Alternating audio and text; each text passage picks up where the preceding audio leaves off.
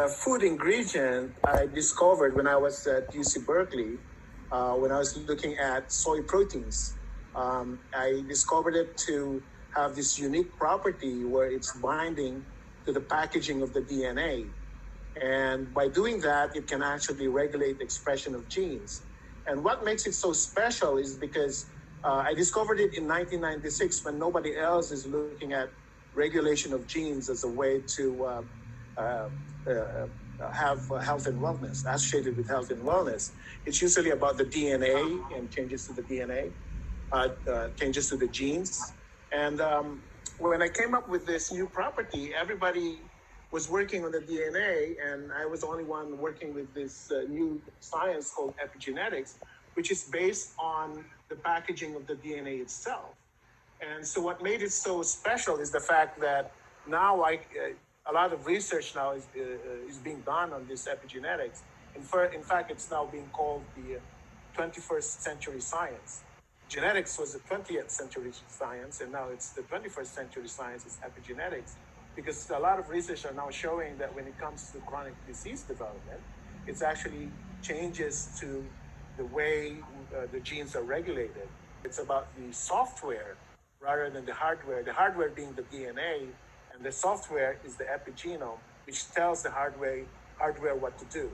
And what happens in our body is that we have all these different cells in the body that has the same DNA, already found in the food that we eat way back when humans started eating seed as source of proteins. So once they started cultivating crops, they've been exposed to lunasin already, because lunasin is a fundamental part of seed development. So almost all all seeds should have something like a lunasin or different permutations of lunasin, and we've been taking this forever. So if you take something, it usually the body learns how to use it for its own benefit, and that's what we call adaptation.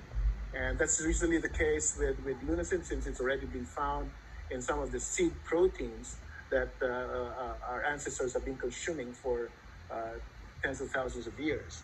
So as a result, when we take it in, it already has what we call epigenetic memory, where it knows what to do once it's inside the body. So that's why it has all these effects. Obviously, the body is composed of different cell types, and each cell type will have the same DNA, but it will have different epigenome, different softwares, because the software is the one that tells, what the hardware or what to do. So it's like the epigenome telling the DNA, this is what we need to do so that we can produce, say, skin cells or eye cells or liver cells.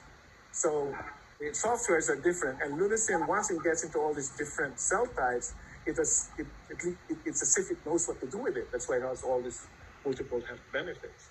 But it's something that we've already known, and in fact, that's what I'm working on right now. As you can see behind me, I have my own labs. I've been working experiments where I'm looking at the ancient seed proteins and see if it already contains lunasin. How much lunasin is found in the ancient seed proteins. Because what's happening now, and I think I talked a little bit about that with modern agriculture, we've actually started modifying the seed proteins because we've been emphasizing yield. And as a result, we develop products that are calorie dense but nutrient poor. So we're getting rid of most of the nutrients.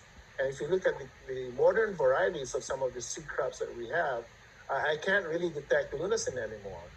And the fact that I've seen it in the older varieties, and that they've actually shown that too, that the older varieties of seed that contains proteins from long time ago are actually healthier. It provides more health and wellness than the current varieties that we have.